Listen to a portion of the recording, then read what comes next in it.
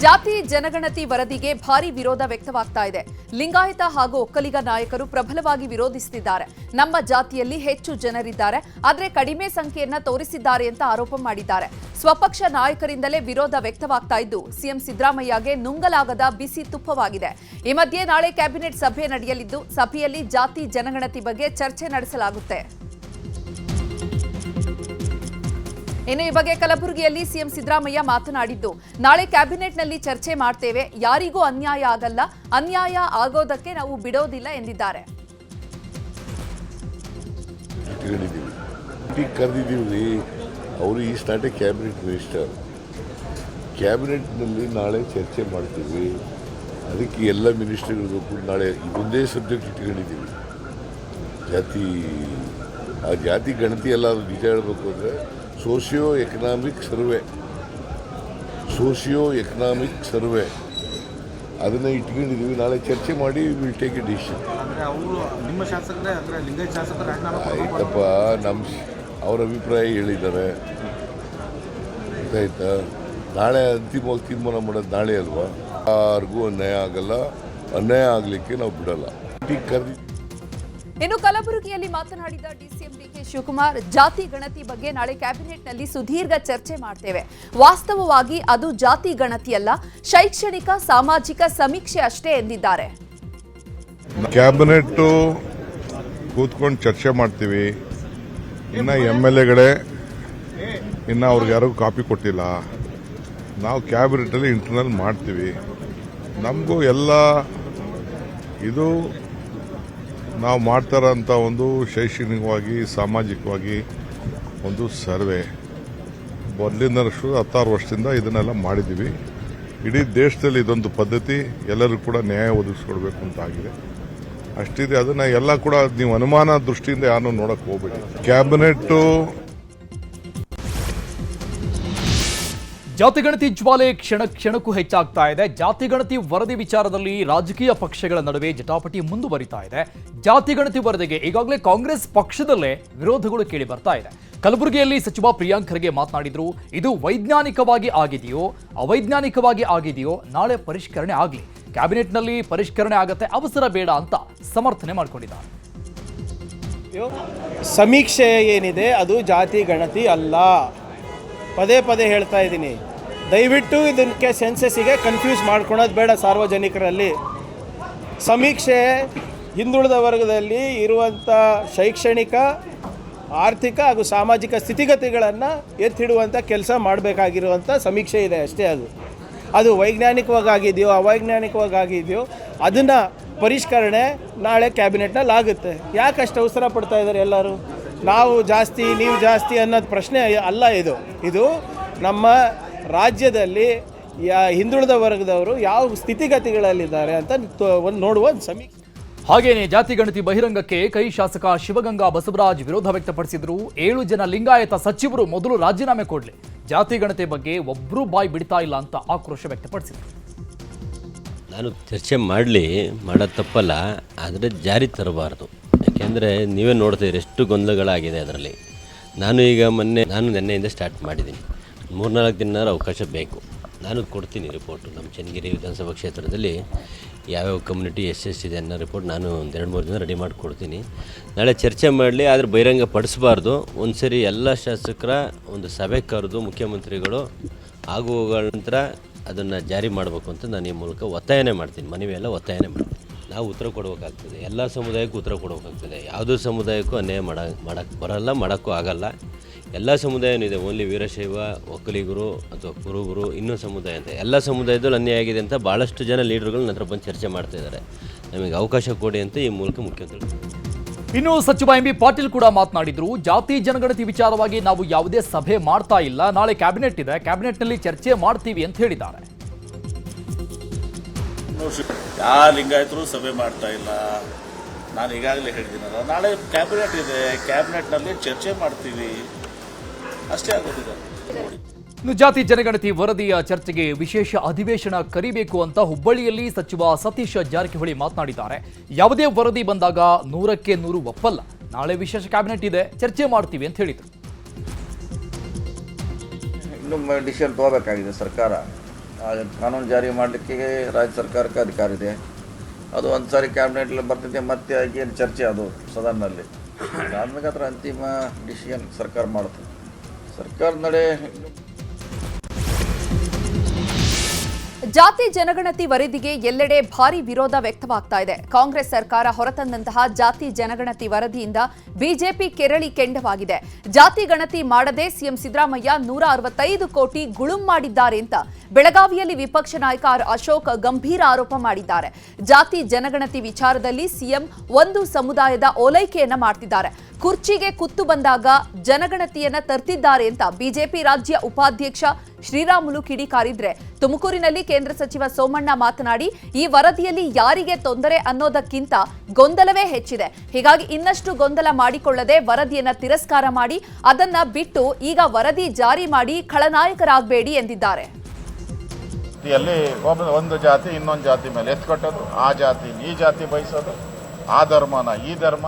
ಯಾಕೆ ಸಿದ್ದರಾಮಯ್ಯ ಈ ರಾಜ್ಯದಲ್ಲಿ ಜಾತಿಯನ್ನ ಒಡೆಯೋದರಲ್ಲಿ ನಂಬರ್ 1, ಧರ್ಮಗಳನ್ನ ಒಡೆಯೋದ್ರಲ್ಲಿ ನಂಬರ್ 1. ಈಗಾಗಲೇ ವೀರಶೈವ ಲಿಂಗಾಯತ ಒಡೆದು ಕಪ್ಪಾಳ ಮೋಕ್ಷ ಆಯ್ತು, ಈಗ ಹಿಂದೂಗಳನ್ನ ಹೊಡಿತಾ ಇದ್ದಾರೆ ನೋಡಿ.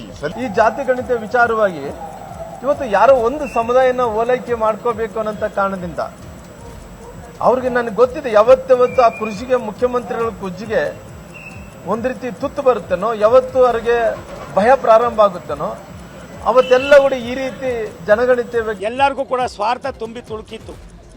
ಅದಕ್ಕೆ ಈಗಾಗಲೇ ಯಾರ್ಯಾರು ತೊಂದರೆ ಅನ್ನೋದಕ್ಕಿಂತ ಹೆಚ್ಚಾಗಿ ಗೊಂದಲ ಈಗ ಸಾಕಷ್ಟು ಆಗೋಗಿದೆ. ಇನ್ನಷ್ಟು ಗೊಂದಲ ಮಾಡ್ಕೋಬೇಡಿ, ಅದನ್ನು ತಿರಸ್ಕಾರ ಮಾಡಿ, ರೀಸರ್ವೆ ಮಾಡಿ, ಪ್ರತಿಯೊಂದನ್ನು ಕೂಡ. ವಿಜಯಪುರದಲ್ಲಿ ಜಾತಿ ಗಣತಿ ಬೆಂಕಿ ಹೊತ್ಕೊಂಡಿದೆ. ಗಾಣಿಗ ಸಮುದಾಯ ಜಾತಿ ಜನಗಣತಿ ವಿರುದ್ಧ ಪ್ರತಿಭಟನೆ ನಡೆಸಿದೆ. ಜಾತಿ ಗಣತಿ ವಿರುದ್ಧ ಕಾಂಗ್ರೆಸ್ ಜಿಲ್ಲಾಧ್ಯಕ್ಷ ಮಲ್ಲಿಕಾರ್ಜುನ ಲೋಣಿ ನೇತೃತ್ವದಲ್ಲಿ ಪ್ರತಿಭಟಿಸಲಾಯಿತು. ಗಾಣಿಗ ಸಮುದಾಯದ ಬಗ್ಗೆ ಜಾತಿ ಜನಗಣತಿಯಲ್ಲಿ ತಪ್ಪು ಮಾಹಿತಿ ನೀಡಲಾಗಿದೆ ಅಂತ ಆರೋಪಿಸಿದ್ರು. ಡಿಸಿ ಕಚೇರಿ ಎದುರು ಬೃಹತ್ ಹೋರಾಟ ನಡೆದಿದ್ದು, ಜಾತಿ ಜನಗಣತಿ ವಿರುದ್ಧ ಗಾಣಿಗ ಸಮುದಾಯ ನಾಯಕರು ಆಕ್ರೋಶ ವ್ಯಕ್ತಪಡಿಸಿದ್ದಾರೆ. ಜಾತಿ ಜನಗಣತಿ ವರದಿ ಅವೈಜ್ಞಾನಿಕವಾಗಿದೆ. ಪ್ರಬಲವಾದ ಲಿಂಗಾಯತ ಸಮಾಜವನ್ನ ಮುಗಿಸುವ ತಂತ್ರವಿದೆ ಅಂತ ಪಂಚಮಸಾಲಿ ಸಮಾಜದ ಬಸವ ಶ್ರೀ ಜಯಮೃತ್ಯುಂಜಯ ಸ್ವಾಮೀಜಿ ಆಕ್ರೋಶ ವ್ಯಕ್ತಪಡಿಸಿದ್ದಾರೆ. ಸಿದ್ಧಗಂಗಾ ಮಠದ ಸ್ವಾಮೀಜಿಗಳು ಸಹ ನಮ್ಮ ಮಠಕ್ಕೆ ಸಮೀಕ್ಷೆ ಬಂದಿಲ್ಲ ಎಂದಿದ್ದಾರೆ. ಅಖಿಲ ಭಾರತ ವೀರಶೈವ ಮಹಾಸಭಾದ ನಿರ್ಣಯಕ್ಕೆ ನನ್ನ ಬೆಂಬಲವಿದೆ ಅಂತ ಜಯಮೃತ್ಯುಂಜಯ ಸ್ವಾಮೀಜಿ ಹೇಳಿದ್ದಾರೆ. ಶಾಸಕರು ನಮ್ಮ ಲಿಂಗಾಯತ ಪಂಚಮಸಾಲಿ ಸಮಾಜ ಇದುವರೆಗೂ ನಮ್ಮ ಜನಸಂಖ್ಯೆ 1,30,00,000 ಅಂತ ಹೇಳಿ, ನಮ್ಮದು ಮಲೆನಾಡಿನ ಮಲೆಗೌಡರು, ಮೈಸೂರು ಪ್ರಾಂತದ ಗೌಡ ಲಿಂಗಾಯತರು, ಕಲ್ಯಾಣದ ದೀಕ್ಷ ಲಿಂಗಾಯತರು, ಪಂಚಮಸಾಲಿ ನಾವೇ 1,30,00,000 ಹೆಮ್ಮೆಯಿಂದ ಹೇಳ್ಕೊಳ್ತೀವಿ. ಅಂಥ ಸಂದರ್ಭದಲ್ಲಿ ಪಂಚಮಸಾಲಿಗಳ ಸಂಖ್ಯೆ ಕೇವಲ 16 ಲಕ್ಷ ತೋರಿಸಿದೆ. ಹೊಸ ಜಾತಿ ಗಣತಿ ಮಾಡಲಿಕ್ಕೆ ಮನವಿ ಮಾಡ್ಕೋ ಪ್ರಯತ್ನ ಮಾಡಬೇಕು ಅಂತೇಳಿ ನಾನು ನಮ್ಮ ಸಮಾಜ ಜನಾಂಗದ ಎಲ್ಲ ಶಾಸಕರು ಏನಪ್ಪ ಅಂದರೆ ಎಲ್ಲ ಜಾತಿಗಳು ಸುಖ ಬದುಕು ಬಾಳಬೇಕು. ಈಗ ರಾಜಕೀಯದ ಪ್ರಮುಖ ಸುದ್ದಿಗಳನ್ನು ನೋಡೋಣ. ಸೋನಿಯಾ ಗಾಂಧಿ, ರಾಹುಲ್ ಗಾಂಧಿ ವಿರುದ್ಧ ಇಡಿ ಚಾರ್ಜ್ ಶೀಟ್ ಸಲ್ಲಿಕೆ ಸಂಬಂಧಪಟ್ಟಂಗೆ ಕೇಂದ್ರದ ಬಿಜೆಪಿ ಸರ್ಕಾರದ ವಿರುದ್ಧ ಕಾಂಗ್ರೆಸ್ ಬೀದಿಗಿಳಿದಿದೆ. ಬೆಂಗಳೂರಿನ ಶಾಂತಿನಗರದ ವಿಲ್ಸನ್ ಗಾರ್ಡನ್ನಲ್ಲಿರುವ ಇಡಿ ಕಚೇರಿ ಎದುರು ಕಾಂಗ್ರೆಸ್ ಭಾರೀ ಹೈ ಡ್ರಾಮಾ ನಡೆಸಿತು. ಕೇಂದ್ರ ಸರ್ಕಾರದ ಕ್ರಮವನ್ನು ಖಂಡಿಸಿ ಕಾಂಗ್ರೆಸ್ ಪ್ರತಿಭಟಿಸಿತು. ಈ ವೇಳೆ ರಾಜ್ಯಸಭಾ ಸದಸ್ಯ ಜಿಸಿ ಚಂದ್ರಶೇಖರ್, ಪರಿಷತ್ ಸದಸ್ಯ ಸಲೀಂ ಅಹಮದ್ ಸೇರಿ ಕಾಂಗ್ರೆಸ್ ಮುಖಂಡರನ್ನ ಪೊಲೀಸರು ವಶಪಡಿಸಿಕೊಂಡರು. ಇವತ್ತು ಏನು ಬಿಜೆಪಿ ಸರ್ಕಾರ ಸೋನಿಯಾ ಗಾಂಧಿ ಮೇಲೆ ಇರಬಹುದು ಅಥವಾ ರಾಹುಲ್ ಗಾಂಧಿ ಮೇಲೆ ಇರಬಹುದು ಸುಳ್ಳು ಆರೋಪ ಮಾಡ್ತಾ ಇದೆ. ಇವತ್ತು ಬಿಜೆಪಿ ಅಪಪ್ರಚಾರ ಮಾಡಿ ಜನತೆಗೆ ತಪ್ಪು ಸಂದೇಶ ಕಳಿಸೋದಕ್ಕೋಸ್ಕರ 2,000 ಕೋಟಿ 5,000 ಕೋಟಿ ಅನ್ನೋ ಸುಳ್ಳು ಆರೋಪನ ಇವತ್ತು ಮಾಡ್ತಾ ಇದ್ದಾರೆ. ಈ ಒಂದು ಪ್ರೋಸೆಸ್ ಅಲ್ಲಿ ಯಾವುದೂ ಕೂಡ ತಪ್ಪಾಗಿಲ್ಲ. ಇಡೀ ದೇಶದಲ್ಲಿ ಕಾಂಗ್ರೆಸ್ ಮೇಲೆ ಗೂಬೆ ಕೂರಿಸೋದಕ್ಕೋಸ್ಕರ ನಡೆಸ್ತಾ ಇರುವಂತ ಹುನ್ನಾರ ಇದು. ಸೋನಿಯಾ ಗಾಂಧಿ ಮತ್ತು ರಾಹುಲ್ ಗಾಂಧಿ ವಿರುದ್ಧ ಇಡಿ ಚಾರ್ಜ್ ಶೀಟ್ ಸಲ್ಲಿಕೆ ಖಂಡಿಸಿ ಮಂಗಳೂರಲ್ಲಿ ಕಾಂಗ್ರೆಸ್ ಪ್ರತಿಭಟಿಸಿತು. ಕೊಂಜಾಡಿ ಬಳಿ ಇರುವ ಇಡಿ ಕಚೇರಿ ಎದುರು ಪ್ರತಿಭಟನೆ ನಡೆಸಿ ಕೇಂದ್ರ ಸರ್ಕಾರ ಹಾಗೂ ಇಡಿ ವಿರುದ್ಧ ಪ್ರತಿಭಟನಾಕಾರರು ಧಿಕ್ಕಾರ ಕೂಗಿ ಆಕ್ರೋಶ ವ್ಯಕ್ತಪಡಿಸಿದರು. ಇನ್ನು ಉಡುಪಿಯಲ್ಲೂ ಕೂಡ ಕಾಂಗ್ರೆಸ್ ಪ್ರತಿಭಟನೆ ಜೋರಾಗಿತ್ತು. ಆದಾಯ ತೆರಿಗೆ ಇಲಾಖೆ ಕಚೇರಿಗೆ ನುಗ್ಗೋದಕ್ಕೆ ಕಾಂಗ್ರೆಸ್ ಕಾರ್ಯಕರ್ತರು ಪ್ರಯತ್ನ ಪಟ್ಟರು. ಕಚೇರಿಯ ಗೇಟಿನ ಮೇಲೇರಿ ಘೋಷಣೆ ಕೂಗಿದ್ರು. ಇನ್ನು ಪ್ರತಿಭಟನಾಕಾರರನ್ನ ಪೊಲೀಸರು ತಡೆದರು.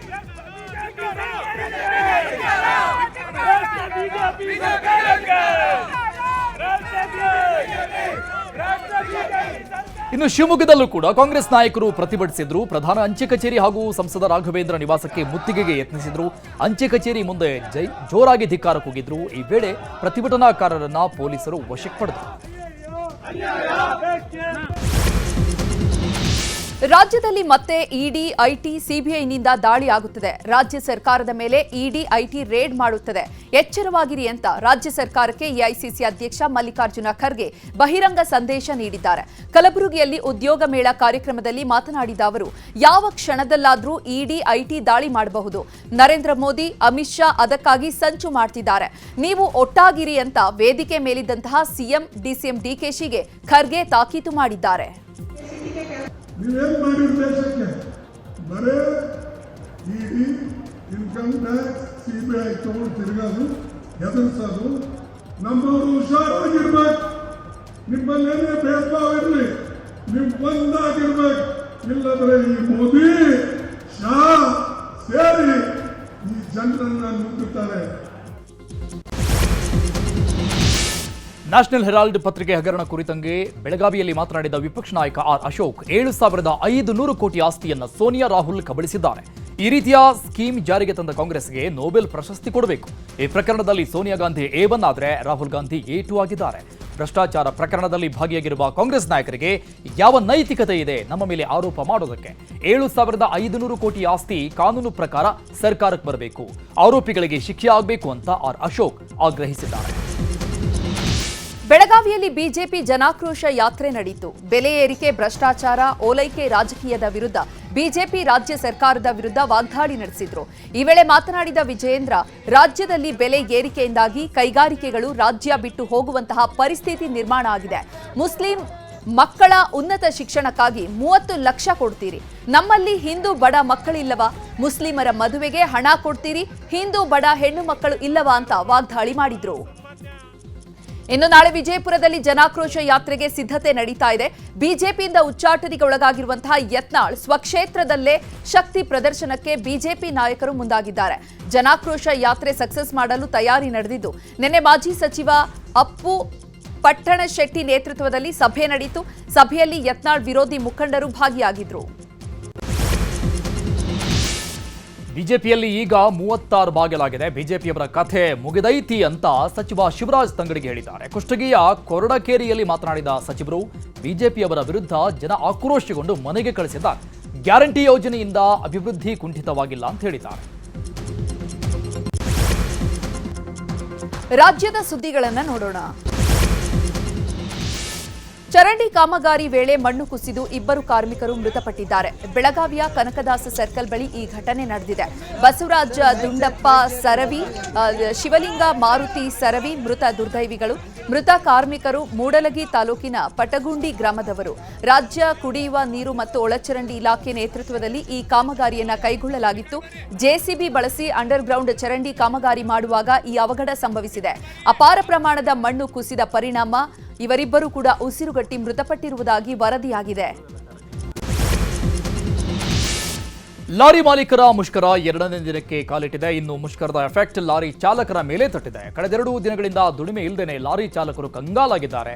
ಲೋಡ್ ಮಾಡಿಕೊಂಡು ಬಂದಿದ್ದ ಲಾರಿಗಳು ವಾಪಸ್ ಹೋಗಲಾಗದೆ ಲಾಕ್ ಆಗಿದ್ದಾವೆ. ಹೊರ ರಾಜ್ಯದಿಂದ ಲಾರಿ ಗೂಡ್ಸ್ ವಾಹನ ಲೋಡ್ ಇಲ್ಲದೆ ಸಮಸ್ಯೆ ಎದುರಿಸ್ತಾ ಇವೆ. ಇನ್ನು ಲಾರಿ ಮಾಲೀಕರ ಮುಷ್ಕರದ ಬಗ್ಗೆ ಸಚಿವ ರಾಮಲಿಂಗಾರೆಡ್ಡಿ ಪ್ರತಿಕ್ರಿಯೆ ಕೊಟ್ಟರು. ಲಾರಿ ಮಾಲೀಕರೊಂದಿಗೆ ಈಗಾಗಲೇ ಮಾತುಕತೆ ಮಾಡಿದ್ದೇವೆ. ಡೀಸೆಲ್ ದರ ಇಳಿಕೆ ಮತ್ತು ರಾಜ್ಯದಲ್ಲಿ ಟೋಲ್ ತೆಗಿಬೇಕು ಅನ್ನೋದು ಅವರ ಪ್ರಮುಖ ಬೇಡಿಕೆ ಆಗಿದೆ. ಟೋಲ್ ನಮ್ಮ ರಾಜ್ಯದಲ್ಲಿ ತೆಗೆದ್ರೆ ಸಾಕ, ಕೇಂದ್ರ ಸರ್ಕಾರವೂ ಟೋಲ್ಗಳನ್ನು ತೆಗಿಬೇಕಲ್ವಾ ಅಂತ ಹೇಳಿದ್ರು. ಲಾರಿ ಮಾಲೀಕರೊಂದಿಗೆ ಮತ್ತೊಮ್ಮೆ ಮಾತುಕತೆ ಮಾಡ್ತೀವಿ, ಮುಷ್ಕರ ಹಿಂತೆಗೆದುಕೊಳ್ಳುವ ಭರವಸೆ ಇದೆ ಅಂತ ಹೇಳಿದ್ದಾರೆ.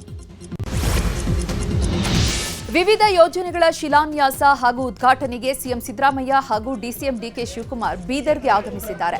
ಈ ವೇಳೆ 1 ವರ್ಷದಿಂದ ಸ್ಥಗಿತಗೊಂಡಿದ್ದ ವಿಮಾನಯಾನ ಸೇವೆಯನ್ನ ಕೇಕ್ ಕತ್ತರಿಸುವ ಮೂಲಕ ಪುನರ್ ಆರಂಭ ಮಾಡಿದ್ರು.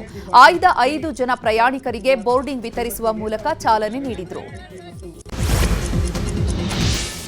ಶಾಲಾ ಮಕ್ಕಳಿಗೆ ಅಡ್ಮಿಷನ್ ವಯೋಮಿತಿ ವಿಚಾರವಾಗಿ ಕೊನೆಗೂ ಶಿಕ್ಷಣ ಇಲಾಖೆ ಎಚ್ಚೆತ್ತುಕೊಂಡಿದೆ. ಶಿಕ್ಷಣ ಇಲಾಖೆ ವಯೋಮಿತಿ ಸಡಿಲಗೊಳಿಸದ ಕುರಿತಂಗೆ ನ್ಯೂಸ್ 18 ವರದಿ ಬಿತ್ತರ ಮಾಡಿತ್ತು.